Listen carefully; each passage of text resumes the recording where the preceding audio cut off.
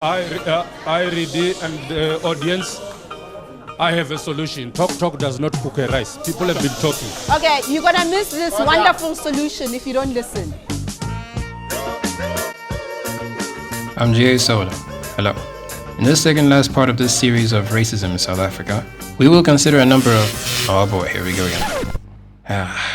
Just a moment, please. There we go. Please excuse me for that. We're currently experiencing frequent power outages throughout the country, which is simply one of the many problems South Africa is currently facing at the moment. Word is that these power outages will probably continue for the next 5 years.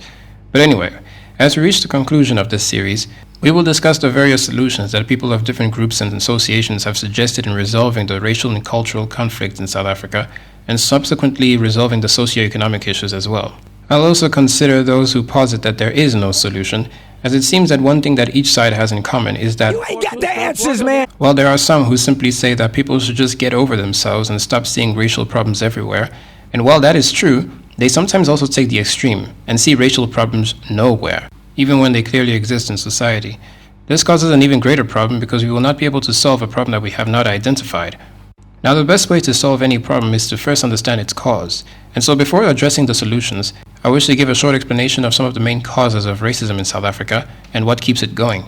Even after apartheid, many places in the country remain largely segregated, with very white areas, very Indian areas, very black areas, and very colored areas. Now, for those growing up with little to no interactions with other races, it is easy to form preconceptions about such people, whether positive or negative, particularly from stories or news that they hear about a particular race from their parents, the media, or even ideas that they formed in their own minds based on what they look like. Until such people interact with other races, their ideas about other races will remain speculative and not necessarily based on reality. Now, when people of different races do interact, there are still problems. If, for example, a person only meets about 3 Indian people in their entire life, and their experience with these people were largely negative, they'll likely begin to generalize that all Indians are as such. The same, of course, applies if the experience was mostly positive. This tends to happen a lot in South Africa because people tend to be very cultural, and so similar traits can be found in many people of the same race. But of course, that says nothing about who they are as individuals.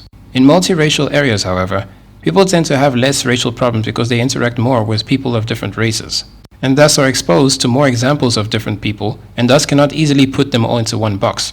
Even in such cases, however, generalizations do occur, because if a certain race of people largely show the same traits, whether positive or negative, then there will be positive or negative bias for or against that race.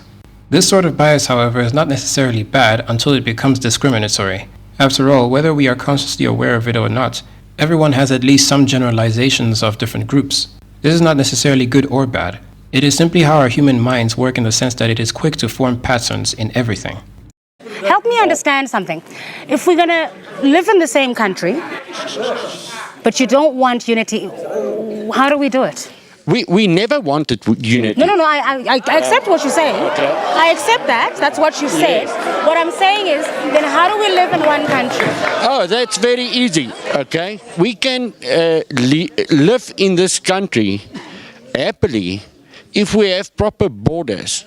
So if the Boers have their land, and the Tswanas have their land, and the Zulus have their land, we do not want to mix. Leave Joburg for the cosmopolitans and all this type like Sounds like apartheid, though. Yeah, properly, yes. Okay. You ain't got the answer, Sway. Now, the suggestion of segregation comes from both blacks and whites, but in different ways. The black Africanists boil it down to Europeans having to leave the country as they are not true Africans.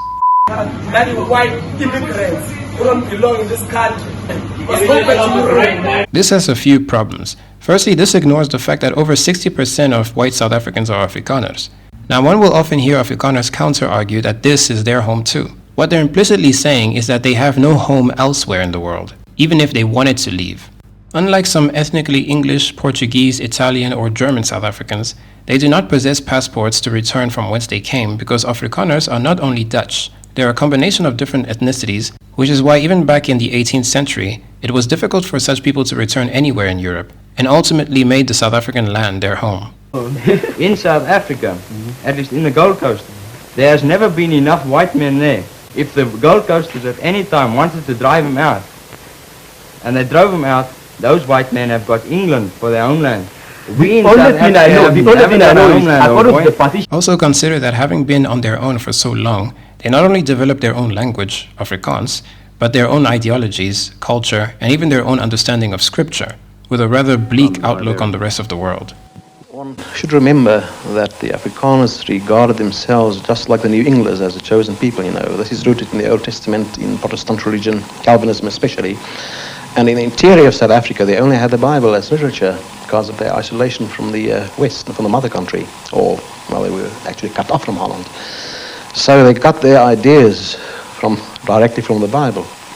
Some ideas in regard even to the non-whites, which they regard as Canaanites, and themselves as a chosen people with a mission. Bybel staan, swart mense moet by swart mense bly en wit mense moet by wit mense bly. Jy kan nie saam met 'n volk saam met mekaar bykom nie. Ek het nie swart vriende nie. As hulle na my kant toe kom en hulle vra vir my, kan ek met jou gesels, dan sê ek nee. Ons het ook nie vriende en goed nie. Ons glo vriende en goed te veel daarvan. Dit kan probleme bring. Ons doen dit nie. En ons leer hulle is nie op BBM en Facebook en daai goed. Ons soek hy ligsinnigheid. Dit is ligsinnigheid. Euster turns his attention to the minds of these young boys with a series of lectures. Daar's 'n konflik tussen wit mense en swart mense in hierdie land. Ons moet dit net aanvaar. Ons lyk verskillend, ons lyk anders as hulle. Hulle het dik lippe, die lippe is geneig om te krul mos, né? Okay, ons het dun lippe. Die negroïd se ore in die binnekant is totaal anders saamgestel as ons in. Hy's baie meer sensitief. Daarom weet die boere, klap hom teen die oor, dan val hy teen die grond. Want hy weet sy oor is anders saamgestel. And so, even if Afrikaners wanted to leave, and many are in fact leaving these days, it means that they have to start their lives from scratch like everyone else, which is more difficult now than ever with the rand being so low. When, however, the extreme blacks are not chasing away whites, they are chasing away black foreigners. And so we know that the reality is that if the whites are chased away, the foreigners are next. If the foreigners are chased away, the whites are next. But I doubt that this will happen on a large scale anytime soon. But it is possible depending on which government is elected. Tribalism is alive and well, and I actually think it's a good thing. I mean, Zulu people they own 37% of Natal in the Ingonyama Trust, and nobody knows that the Zulus have an entire homeland in the brand new South Africa. But let them have it if they want, but then give it to us as well. Now, the white conservative suggestion of segregation is to return to a homeland-like system under which white South Africans can have their own province or district of land in which they can be independent from the black majority rule of the country. This is an attempt to correct what they feared would happen even before apartheid days. Every European colony in Africa knew from the start that the fact that they were outnumbered by the natives that they subjugated meant that if they ever lost authority over them, whether by war or democracy, they would stand no chance to the majority rule. As a matter of fact, people considered racist when Desmond Tutu said, "You don't know just how lucky you are that people can still tolerate living in shacks and go and work for white people in beautiful homes and not kill those white people." But in reality, it's actually quite true. If things went the way they did in other parts of the world, there could have been an unspeakable massacre of white people, which is why when it was clear that apartheid was about to end, a number of white South Africans prepared themselves for war, or at least some sort of violence, because they feared this very prospect. Of course, that war never came. But honestly, I would be the leader that Africa needs me to be. I would put it back as to how it used to function in apartheid. Not that I, create segregation and whip people and stuff. No, but in terms of how the government used to function, that's how I would take it back to that. South African censorship is severe. Some 20,000 books are banned outright. A number of reporters, like Peter Magubane, were beaten and imprisoned without charge because their reporting embarrassed the government. In the mines, whites work side by side with blacks, but whites earn 10 times as much for that work. In terms of how deal with corruption, corruption is pretty much criminality, is pretty much theft. I would have public chopping of the hands, and I know I sound extreme. Unfortunately, the majority of South Africa is black people. So I would have to treat them how I need to treat them. And I would let the other races conduct businesses as they always have been doing because it's proven to work. You ain't got...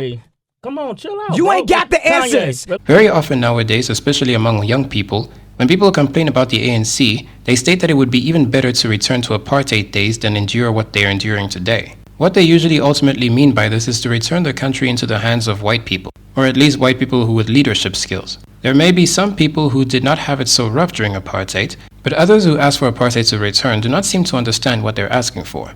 Complete segregation in South Africa could never be achieved because apartheid was more hypocritical than people remember. Whites wanted blacks to stay away from them, but simultaneously needed them for cheap labor, which white workers would never accept, but black people were desperate enough to accept. Could you just explain how they are able to support themselves and how they are able to support? You mean the white people? Yeah, and how they are able to conduct this development without the assistance of the natives? Because they've got the Western idea of working, and they've developed that country. But the world's mistrust of apartheid is caused by this glaring contradiction. The nationalists proclaim that their policy is to separate black from white. Yet the present and future prosperity of the Afrikaner depends on cheap black labor. But that, if so far as you believe in apartheid, it means you believe in separateness. Then keep the Africans separate with their own governments, with their own money, with their own everything, and keep the white separate. Excuse me, I just come in there. Do you believe, according to your apartheid policy, in getting two South Africas? One South Africa for the Africans and one South Africa for this thing, with two different colonial policies and two different foreign policies? No. If you don't, give me the answer. Well, I wouldn't be able to give you the definite answer right now.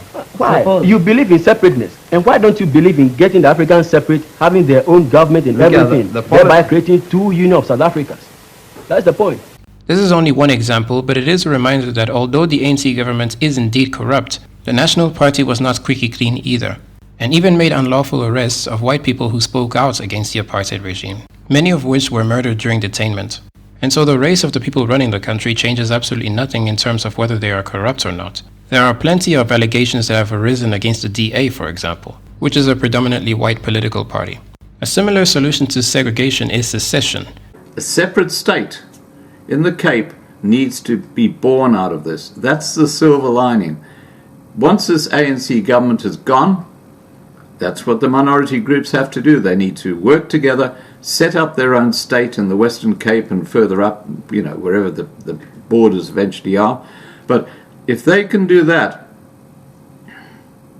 then they can rebuild from the start and keep it so that this situation can never arise again in their state. It's time that those groups that aren't working together, the groups I'm talking about, they need to start working together.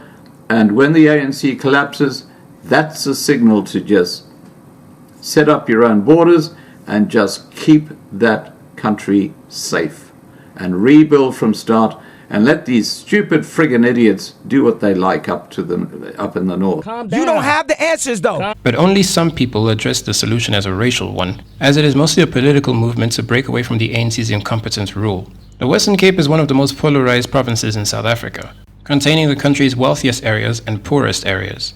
A political party called the Cape Party have launched a campaign for the Western Cape to secede from the rest of South Africa and become independent. There are a number of problems with attaining success, and even greater problems after its success, if it ever does. Firstly, most South Africans don't like the idea of further dividing South Africa when they are trying to fix their problems together. Secondly, those who will not make it into the Western Cape before it secedes will be stuck in the rest of the crumbling South Africa, and it will be difficult for them to travel there at will because it will no longer be the same country. Some people on extreme sides also do not like the idea because it means that they will be confined to an even smaller land with the conflicting cultures. But most importantly, people have assets and jobs in other parts of South Africa, and if the Western Cape becomes its own country, it will simply complicate their access to these assets, especially if they travel to and fro on a regular basis.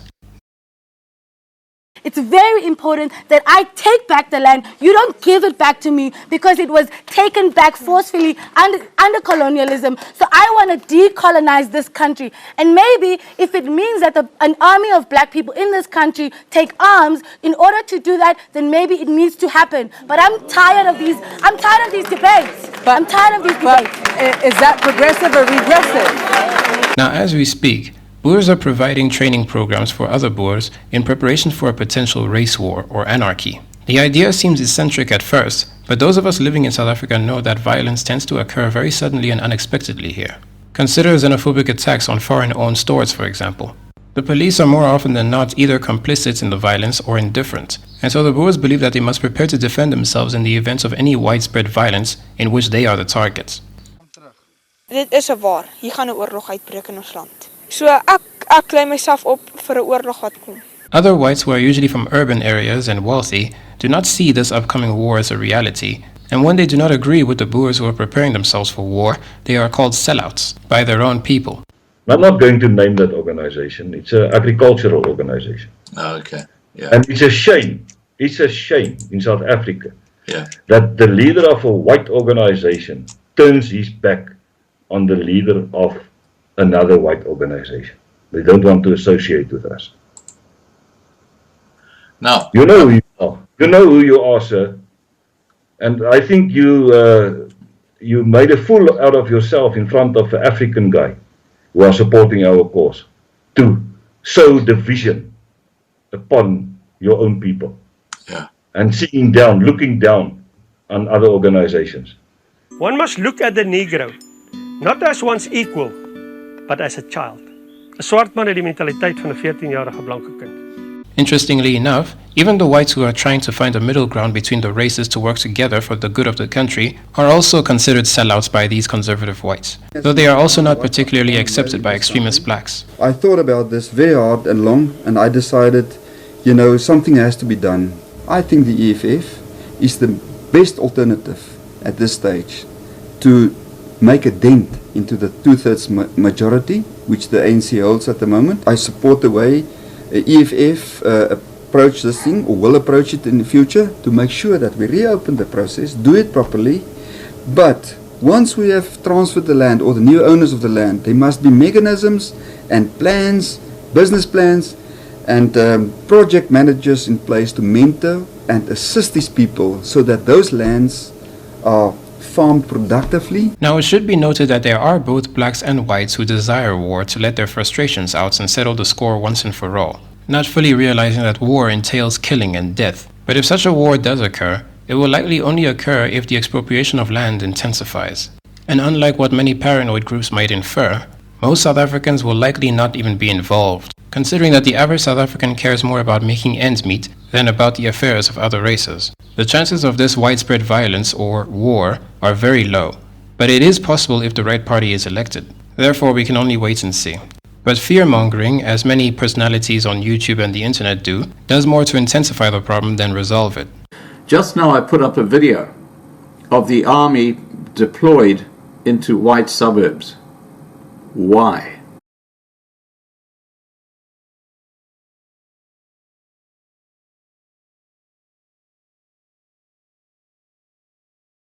This is a lockdown because of people breaching the lockdown. The breaches are happening in townships. They're happening in black areas. There is so much video footage confirming this.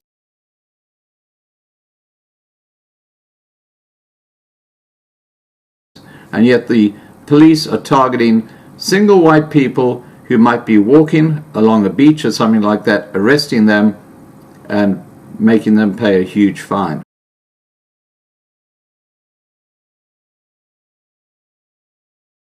There is something very, very wrong going on right now. And yes, I'm talking about it's almost genocidal what's happening. Let me just add to what I'm talking about. It's not going to recover. South Africa will never recover from what the ANC have done during this lockdown. People who live in areas like Gauteng, you've got to really think about your future if the shit hits the fan, because as I said, I've just put up a video where you can see the police milling around in white suburbs in Pretoria. Why? No, sorry, not the police, the army milling around.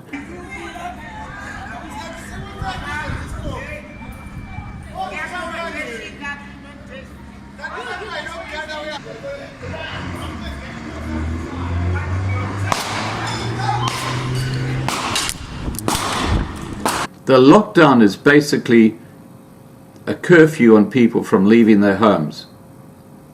This is not only unconstitutional, but it's a very, very serious issue that's happening in South Africa, especially for the the middle class people, and in particular for the white people. And my major concern as someone who's an observer and who lives in Australia, where I'm safe. As for the alleged white genocide that far right-wing Americans seem to be more concerned about than even white South Africans themselves, I've said before in other videos that this is not currently happening. You see, when a minority sees that a number of their own are being killed, they may overly generalize and believe that there's a bigger work at play because of conspiracy theories. In this case, the conspiracy of an agenda to annihilate all white people from South Africa. When people use farm attacks as proof of this white genocide, they ignore the fact that this is an incredibly small amount of white people compared to the other whites in South Africa.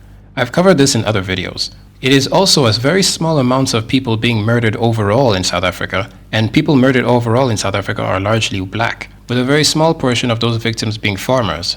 Now, while there are certainly black people who would be happy to see white people die, or feel no sympathy for white victims of farm attacks, this cannot be exaggerated to support a conspiracy for which there is no solid evidence. To claim that there is a white genocide is outright fear-mongering and erroneous. Now, there is also the notion that racism can never be extinguished and that there will always be prejudice of various sorts. While this is mostly true, people can and do cease to bear prejudice, but the manner by which they've achieved this tends to be subjective, and such a transformation may not work on another person.